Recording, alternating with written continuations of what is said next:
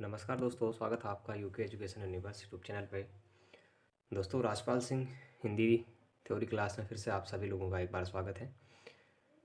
Rajpal Singh series में हमारी साहित्य से संबंधित चैप्टर चल रहा है, जिस पे हमने कल ज्ञानपीठ पुरस्कार एवं उससे रिलेटेड जो हमारे पुरस्कृत कवि कहें या फिर कवयित्री कहें, उनके बारे में डिस्कस किया था। आज हम बात करने वाले हैं सरस्वती सम्मान पे। इससे पहले हमारा व्यास सम्मान भी हमने कवर किया हुआ है।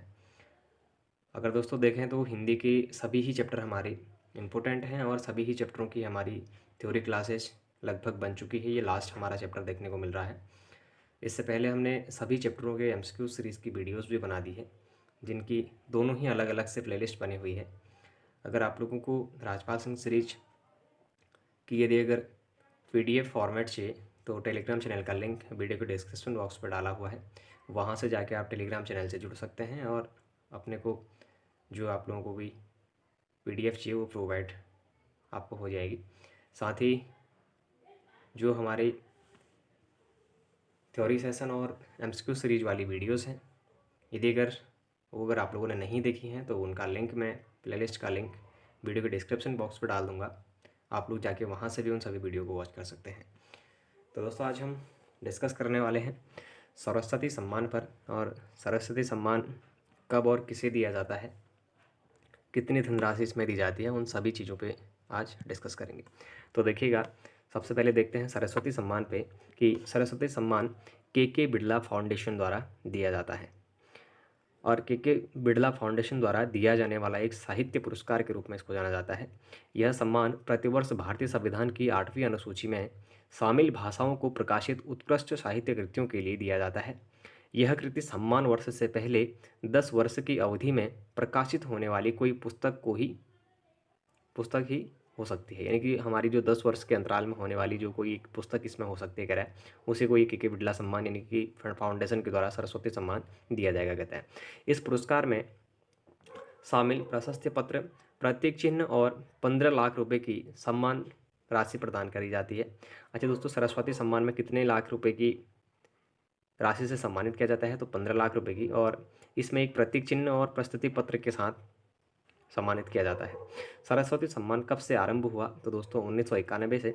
अगर व्यास कहें या फिर सरस्वती सम्मान कहें, दोनों ही हमारे 1991 से स्टार्ट हुए हैं। वहीं अगर बात करेंगे तो 1991 में ही पहला सरस्वती सम्मान हिंदी के प्रसिद्ध साहित्यकार डॉक्टर हरिवंश राय बच्चन को उनकी 4 खंडों की आत्मकथा क्या भूलूं क्या याद करूं के लिए 1969 ईस्वी में जो उनके द्वारा लिखी गई थी, और नीट का निर्माण 1970, बसेरे से दूर 1977 और 10 द्वार के सोपान तक 1985 तक के लिए प्रदान किया गया। अगर वहीं बात करेंगे सरस्वती सम्मान हिंदी में के लिए अगर बात करेंगे तो दोस्तों हिंदी के लिए देखिएगा, सबसे पहले डॉक्टर हरिवंश राय बच्चन को 1991 में दिया गया था 4 आत्मकथा भागों के लिए, जो इससे पहले हमने देखे थे 1969 से लेके जो 1985 तक के 4 हमारे रहे थे। एक बार और मैं आप लोगों को बता देता हूँ। क्या भूलूं क्या याद करूं 1969 के लिए, नेट का निर्माण 1970 के लिए, बसेरे से दूर 1977 के लिए, और 10 द्वार से सोपान तक के लिए 1985। इन चारों ही कृतियों ही चारों ही आत्मकथाओं के लिए इनको क्या मिला था? सरस्वती सम्मान 1991 में इनको विभूषित करा गया था। वहीं बात करेंगे दोस्तों अगर गोविंद मिश्र जी को, तो 2013 में धूल पौधों पर के लिए सरस्वती सम्मान से सम्मानित किया गया। राम दशरथ मिश्र को 2021 में मैं तो यहाँ हूँ के लिए सम्मानित किया गया था। अच्छा, गोविंद मिश्र को 2013 में पौधों पर, और राम दशरथ को 2021 में मैं तो यहाँ हूँ के लिए सरस्वती सम्मान प्रदान किया गया। अच्छा दोस्तों, देव पुरस्कार विजेता की अगर बात करें तो दोस्तों देखिएगा, देव पुरस्कार विजेता के लिए लेखक जो हैं वो दुलारे लाल भागरव जी को दुलारे दोहावली रचना के लिए देव पुरस्कार पुरस्कृत किया गया, और राम कुमार वर्मा को चित्ररेखा के लिए देव पुरस्कार विजेता घोषित करा गया है। अच्छा, वहीं अगर बात करेंगे कि जो हमारा सोवियत लैंड नेहरू पुरस्कार है, ये किस किस को दिया गया, तो दोस्तों जो हमारा सोवियत लैंड नेहरू पुरस्कार है, ये लोकायतन यानी कि लोकायतन पंडित जो हमारे सुमित्रनंदन पंत जी थे, इनको दिया गया। और शिलान्यास जो रचना है इसके लिए यज्ञदत्त शर्मा जी को दिया गया। 64 रूसी कविताओं के लिए हरिवंश राय बच्चन जी को हमारा सोवियत लैंड नेहरू पुरस्कार दिया जाता है। अमृत और विष के लिए अमृत लाल नागर जी को दिया जाता है। कलम का सिपाही के लिए अमृत राय को सोवियत लैंड नेहरू पुरस्कार दिया जाता है। फूल नहीं रंग बोलते हैं के लिए केदारनाथ अग्रवाल जी को हमारा नेहरू पुरस्कार दिया जाता है। और मिट्टी की बारात शिवमंगलम सिंह सुमन जी को सोवियत लैंड नेहरू पुरस्कार से सम्मानित किया जाता है। मार्क्सवादी साहित्य चिंतन के लिए शिव कुमार मिश्र जी को सोवियत लैंड नेहरू पुरस्कार दिया जाता है। और आवारा मसीहा के लिए विष्णु प्रभाकर जी को सोवियत लैंड नेहरू पुरस्कार दिया जाता है। फिर देखिएगा, भारत में अंग्रेजी राज्य और मार्क्सवाद के लिए रामविलास शर्मा जी को हमारा सोवियत लैंड नेहरू पुरस्कार दिया जाता है। और बात करेंगे झीनी झीनी बीनी चदरिया के लिए हमारा अब्दुल बिस्मिल्लाह जी को सोवियत लैंड नेहरू पुरस्कार दिया जाता है। फिर अगर बात करेंगे दोस्तों मंगला प्रसाद पारितोषिक जो पुरस्कार है, इसके जो रचनाकार और जो रचनाएं हैं अगर उनकी बात करें तो वियोगी हरि जी को वीर सतसई रचना के लिए मंगला प्रसाद पारितोषिक पुरस्कार दिया जाता है। और पद्म सिंह शर्मा को बिहारी सतसई की भूमिका रचना के लिए मंगला प्रसाद पारितोषिक पुरस्कार दिया जाता है। अगर हरिऔध जी की बात करें तो दोस्तों प्रिय प्रवास के लिए इनको मंगला प्रसाद पारितोषिक पुरस्कार दिया जाता है। वहीं अगर बात करेंगे मैथिली शरण गुप्त जी को तो साकेत के लिए मंगला प्रसाद पुरस्कार दिया जाता है।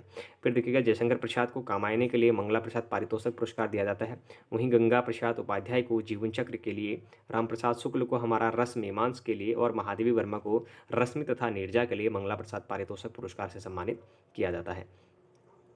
फिर देखिएगा वहीं अगर बात करेंगे जैनेन्द्र कुमार तो दोस्तों जैनेन्द्र कुमार की जो रचना है वो आपकी परख है जो एक मंगला प्रसाद पारितोषिक के रूप में जानी जाती है। वहीं अगर देखेंगे तो दोस्तों हजारी प्रसाद द्विवेदी तो इन्होंने कबीर जो रचना लिखी थी उसके लिए मंगला प्रसाद पुरस्कार से इनको सम्मानित किया गया था। वहीं अगर बात करेंगे डॉक्टर संपूर्णानंद तो इनने समाजवाद लिखा था। और वहीं अगर नरेश मेहता की बात करें तो संशय की एक रात के लिए मंगला प्रसाद पारितोषिक पुरस्कार से इनको सम्मानित किया गया था। फिर देखिएगा अगर बात करें भारत भारती सम्मान की तो उसमें अगर महादेवी वर्मा को देखा जाए तो 1982 में इनको भारत भारती पुरस्कार से सम्मानित किया गया था। धर्मवीर भारती को 1990 में, जगदीश गुप्त को हमारे 1998 में भारत भारती सम्मान से सम्मानित किया गया था। फिर देखिएगा जानकी वल्लभ शास्त्री जी को हमारा 2001 में भारत भारती पुरस्कार से सम्मानित किया जाता है। नामवर सिंह को 2005 में भारत भारती पुरस्कार से सम्मानित किया जाता है। परमानंद श्रीवास्तव जी को हमारा 2006 में और राम दशरथ सिंह को 2007 में भारत भारती पुरस्कार से सम्मानित किया जाता है। केदारनाथ सिंह को 2008 में भारत भारती पुरस्कार से सम्मानित किया जाता है। अशोक वाजपेयी जी को 2008 में भारत भारती पुरस्कार से सम्मानित किया जाता है। वहीं अगर देखें तो दोस्तों महीप सिंह को 2009 में और कैलाश वाजपेयी जी को 2010 में भारत भारती पुरस्कार से सम्मानित किया जाता है। गोविंद मिश्र को 2011 में, गोपाल दास जी को 2012 में, दूधनाथ सिंह को 2013 में, काशीनाथ सिंह को 2014 में, विश्वनाथ त्रिपाठी जी को हमारा 2014 में और आनंद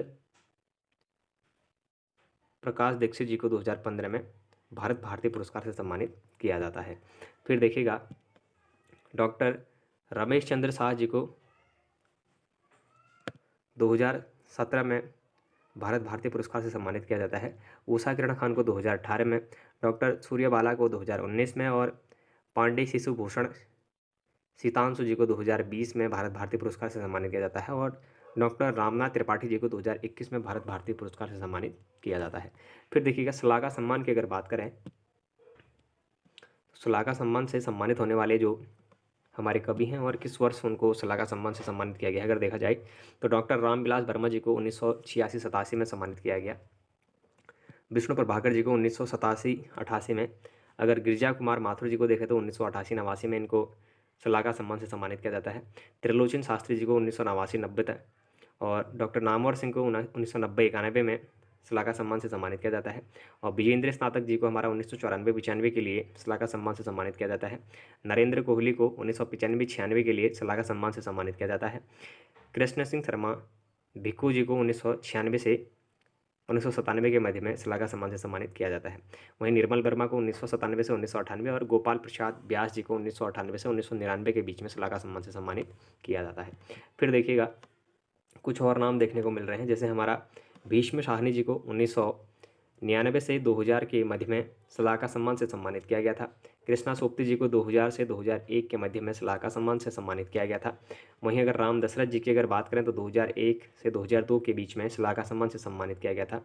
कमलेश्वर जी को 2002 से 2003, राजेंद्र यादव को 2003 से 2004, और नमीचंद जैन को 2004 से 2005, कुंवर नारायण को 5 से 6, मन्नू भंडारी को 6 से 7, और प्रभाष जोशी को हमारा 7 से 8, केदारनाथ सिंह को 9 से 10, वहीं अरविंद सिंह को देखें तो 10 से 11, और मैनेजर पांडे को देखें 16 से 17, और जावेद अख्तर को 2017 से 18 में सलाका सम्मान से सम्मानित किया गया। और वहीं अगर बात करेंगे डॉक्टर विश्वनाथ त्रिपाठी जी, तो 2018 से 2019 में इनको सलाका सम्मान से सम्मानित किया जाता है।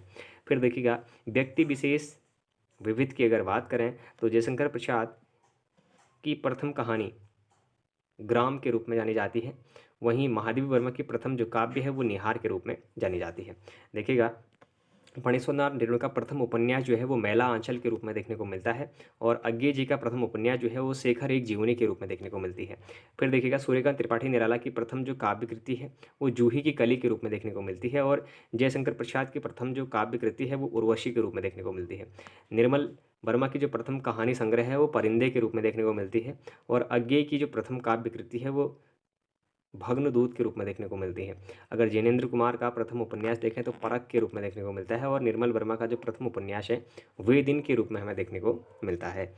फिर देखिएगा प्रमुख ग्रंथ एवं महाकाव्य रचनाएं व उसके संबंधित भाषा की अगर बात करें तो दोस्तों जो हमारी पद्मावत है मलिक मोहम्मद जायसी जी के द्वारा जो रचित थी हमारी, तो देखिएगा पद्मावत की जो भाषा है वो हमारी अवधी के रूप में जानी जाती है। रामचरितमानस तुलसीदास जी वाला ये भी हमारी अवधी भाषा में देखने को मिलती है। रामायण वाल्मीकि कृत है ये आपकी संस्कृत भाषा में देखने को मिलती है। कवितावली आपकी ब्रजभाषा में, भक्तमाल आपकी ब्रजभाषा में, सूरसागर आपकी ब्रजभाषा में, प्रिय प्रवास जो आपकी है ये खड़ी बोली में देखने को मिलती है। वहीं अगर बिहारी सतसई की अगर बात करें तो दोस्तों बिहारी सतसई ब्रजभाषा में देखने को मिलती है। पृथ्वीराज राठौर आपकी ब्रजभाषा में देखने को मिलती है, और विद्या सुंदर और देवसेन कृत जो है ये आपकी बांग्ला भाषा में देखने को मिलती है। तो दोस्तों ये थोड़ा सा इंपॉर्टेंट वाले नाम है, तो इनको अगर आप लोग याद रखेंगे तो गलत नहीं है। ये तो आपको कहीं ना कहीं इससे बेनिफिट ही होना है कि जो आपकी ये भाषाएँ हैं ये कभी कभी पूछ ली जाती हैं। अब हम बात करेंगे विविध की, तो देखिएगा हिंदी की प्रथम कवि एक सिद्ध कवि के रूप में किसको जाना जाता है, तो सरहपा को जाना जाता है। हिंदी की प्रथम रचना जो साहित्यिक है वो श्रावकाचार्य देवसेन कृत के द्वारा देखने को मिलती है। हिंदी गद्य का सर्वप्रथम युग जो है उसको भारतेंद्र युग के नाम से जाना जाता है। हिंदी साहित्य की प्रथम मौलिक जो कहानी है वो इंदुमती है जो किशोरी लाल गोस्वामी कृत हमारे देखने को मिलती है। हिंदी की प्रथम मौलिक कथा जो है वो रानी केतकी की कहानी के रूप में जानी जाती है जो मुंशी ईसा अल्लाह खां द्वारा कृत है। वहीं अगर बात करेंगे हिंदी भाषा का प्रथम प्रामाणिक जो ग्रंथ है वो पृथ्वीराज रासो के रूप में जाना जाता है। फिर देखिएगा हिंदी का प्रथम महाकाव्य जो है वो पृथ्वीराज रासो के रूप में जानने को मिलता है। हिंदी के प्रथम महाकवि जो महाकाव्यकार हैं वो हमारे चंद्र बरदाई के रूप में देखने को मिलते हैं। खड़ी बोली का प्रथम जो महाकाव्य है वो प्रिय प्रवास के रूप में देखने को मिलता है। फिर देखिएगा अन्य महत्वपूर्ण फिर विविध को अगर देखें तो आधुनिक ढंग से लिखी गई पहली एकांकी जो है वो बादल की मृत्यु के रूप में जानी जाती है। और वहीं हिंदी का प्रथम जो उपन्यास है वो परीक्षा गुरु के रूप में देखने को मिलता है। अब हिंदी का प्रथम उपन्यास क्या है, परीक्षा गुरु, और हिंदी का प्रथम आत्मकथा जो है वो आपकी अर्धकथानक के रूप में जानी जाती है। अच्छा, हिंदी में प्रथम जीवनी जो है वो भक्तमाल के रूप में जानी जाती है, और हिंदी का प्रथम मौलिक जो नाटक है वो नहुष के रूप में जानी जाती है। फिर देखिएगा हिंदी का प्रथम रिपोर्तार्थ जो है वो लक्ष्मीपुरा है, और हिंदी का जो प्रथम रेखाचित्र है वो आपका पद्म पराग के रूप में जाने जाते हैं। अच्छा, हिंदी का प्रथम जो ग्रंथ है वो आपका पौमचर्यू के रूप में देखने को मिलती है, यानी कि हिंदी का जो प्रथम ग्रंथ है दोस्तों परमचर्यू, इससे पहले पूछा गया है, ये क्वेश्चन देखने को मिलता है। अच्छा, हिंदी का प्रथम जो चलचित्र फिल्म है ये आपकी सत्य जो आपकी हरिश्चंद्र थी ये आपके देखने को मिलती है। वहीं अगर बात करेंगे हिंदी की प्रथम बोलती जो फिल्म थी वो आलम आरा के रूप में देखने को मिलती थी। फिर हिंदी का जो प्रथम वैक्राणिक है वो आपका जेशुआ केटलर के रूप में हम देखते हैं, और खड़ी बोली हिंदी का प्रथम प्रयोक्ता जो है वो अमीर खुसरो के रूप में जानने को मिलता है। देखिएगा खड़ी बोली के जो प्रथम कवि हैं वो भी हमारे अमीर खुसरो के रूप में ही देखने को मिलते हैं, और आधुनिक खड़ी बोली की जो प्रथम कवि है वो श्रीधर पाठक जी के रूप में देखने को मिलते हैं। अब देखिएगा दोहा चौपाई का प्रथम प्रयोक्ता जो है वो सरहपा के रूप में देखने को मिलता है, और वहीं हिंदी का प्रथम जो यात्रा साहित्य है वो सरयू पार की यात्रा के रूप में देखने को मिलती है। फिर देखिएगा हिंदी में प्रकाशित प्रथम समाचार पत्र जो है वो उदंड मार्तंड के रूप में देखने को मिलती है, 1826 ईस्वी में ये निकलती है। फिर देखिएगा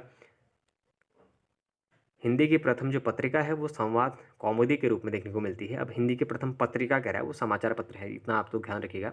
समाचार पत्र आपका जुगल किशोर जी के द्वारा निकाली जाती है 1826 में, और जो आपकी हिंदी की जो प्रथम पत्रिका है वो आपकी संवाद कौमुदी के रूप में जानी जाती है। फिर देखिएगा अपभ्रंश का भवभूति जो है वो ये पुष्पदंत के द्वारा ये देखने को मिलती है। और हिंदी का प्रथम जो स्वच्छंदपूर्ण लेखन वाला जो कवि है वो रसखान को जाना जाता है। फिर देखिएगा हिंदी को परास्नातक कक्षाओं में प्रारंभ जो हुआ था ये दोस्तों काशी हिंदू विश्वविद्यालय से इसको करा गया था।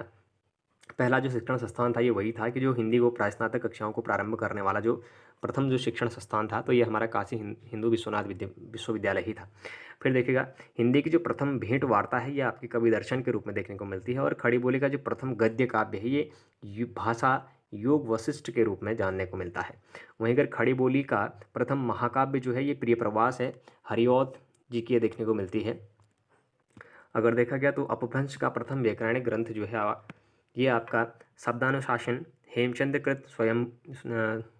हेमचंद्र जी द्वारा देखने को मिलती है। और अपभ्रंश के प्रथम जो महाकवि हैं वो स्वयंभू के रूप में जानने को मिलते हैं। फिर देखिएगा हिंदी काव्य का प्रथम 12 मासा जो वर्णन है वो बीसलदेव राशो नरपति नाल कृत देखने को मिलती है। वहीं सर्वप्रथम मुकरिया शैली में लिखने वाले जो कवि हैं वो आपके अमीर खुसरो के रूप में जाने जाते हैं। बरवे छंद का सर्वप्रथम प्रयोगकर्ता आपके रहीम के रूप में जाने जाते हैं। वहीं अगर रीति काव्य का सर्वप्रथम जो ग्रंथ है वो हिमतरंगिणी है, कृपाराम कृत ये हमारी देखने को मिलती है। फिर देखिएगा हिंदी के जो प्रथम नाटककार हैं वो हमारे भारतेंदु हरिश्चंद्र जी के रूप में देखने को मिलते हैं। और हिंदी की जो प्रथम एकांकी है वो एक घूंट जयशंकर प्रसाद कृत हमारी देखने को मिलती है। फिर देखिएगा हिंदी का प्रथम रेडियो नाटक जो था हमारा वो राधा कृष्ण था। और वहीं अगर बात करेंगे दोस्तों हिंदी का जो प्रथम आलोचक है वो बद्रीनारायण चौधरी प्रेमघन के रूप में देखने को मिलती है। फिर देखिएगा अवहट्ट का प्रथम योगकर्ता विद्यापति हैं जो कीर्तिलता में इसका पहला वर्णन देखने को मिलता है। फिर देखिएगा स्वच्छंदतावाद का सर्वप्रथम जो प्रयोग है ये हमारा कहाँ पर तो मुकुटधर पांडे जी द्वारा इसका प्रयोग देखने को मिलता है। और छायावाद शब्द का सर्वप्रथम जो प्रयोग है वो ये भी मुकुटधर पांडे में ही देखने को मिलता है। फिर देखिएगा प्रगतिवाद शब्द का सर्वप्रथम जो प्रयोग है वो मुक्तिबोध द्वारा किया जाता है। वहीं वक्रोक्ति का सर्वप्रथम जो प्रयोग है वो भामह द्वारा किया जाता है। अच्छा, नागरिक प्रचारणी सभा के पहले जो सभापति हैं वो राधाकृष्ण दास जी के रूप में देखने को मिलते हैं। और दक्षिण हिंद समाचार पत्र के जो आजीवन अध्यक्ष हैं वो महात्मा गांधी के रूप में देखने को मिलते हैं। फिर प्रगतिशील लेखक संघ के पहले जो सभापति हैं वो प्रेमचंद्र जी माने जाते हैं। और व्यास सम्मान से सम्मानित जो पहली महिला है वो हमारी चित्रा मधुगल यानी कि आंवा के लिए इनको दिया गया था। फिर देखिएगा साहित्य अकादमी पुरस्कार से सम्मानित पहली जो महिला है वो आपकी कृष्णा सोपती के रूप में देखने को मिलती है। जिंदगी नामा के लिए इनको साहित्य अकादमी पुरस्कार से सम्मानित किया गया था। ज्ञानपीठ पुरस्कार से सम्मानित पहली जो महिला है वो महादेवी वर्मा ही है, 1982 में यामा के लिए इनको दिया गया था। वहीं अगर बात करेंगे भारत भारती सम्मान से सम्मानित प्रथम जो महिला है ये भी हमारी कौन है, महादेवी वर्मा जी हैं। इनको ये भारत भारती पुरस्कार भी 1982 में ही दिया गया था। प्रथम सलाका सम्मान से सम्मानित हमारे डॉक्टर रामविलास वर्मा जी हैं। वहीं अगर बात करेंगे प्रथम ज्ञानपीठ पुरस्कार विजेता तो हमारे सुमित्रानंद पंजी देखने को मिलते हैं 1968 में, 69 में चिदम्बरा के लिए इनको दिया जाता है। वहीं अगर बात करेंगे प्रथम व्यास पुरस्कार से सम्मानित तो डॉक्टर रामविलास शर्मा जी भारत के भाषा परिवार और हिंदी के लिए इनको दिया गया था। प्रथम मंगला प्रसाद पारितोषिक पुरस्कार प्राप्तकर्ता हमारे वियोगी हरि जी हैं जो वीर सत्सई के लिए इनको दिया गया था। फिर देखिएगा प्रथम साहित्य अकादमी पुरस्कार प्राप्तकर्ता माखनलाल चतुर्वेदी जी हैं जिनको हिमतरंगिणी के लिए दिया जाता है। और प्रथम देव पुरस्कार से जो सम्मानित हैं वो दुलारे लाल भागर्व जी हैं, दुलारे दोहावली के लिए इनको प्रथम देव पुरस्कार से सम्मानित किया जाता है। तो दोस्तों आज हमने डिस्कस किया उन कुछ महत्वपूर्ण पुरस्कारों पे। अब हम बात करने वाले हैं आदिकालीन कुछ प्रमुख पंक्तियाँ और उनके बारे में कि ये पंक्तियाँ किसकी हैं और ये पंक्तियाँ क्या आपके काम आनी है या नहीं आनी है, परीक्षा रिलेटेड है, उन सभी टॉपिक्स पर अगली वीडियो पे बात करेंगे। तो दोस्तों यदि आप लोगों को ये सीरीज पसंद आ रहा हो तो आप लोग चैनल को जरूर सब्सक्राइब करें, अपने दोस्तों के साथ चैनल को जरूर शेयर करें, बाकी लाइक करें, कमेंट करें और बने रहिएगा UK education universe YouTube channel के साथ। धन्यवाद।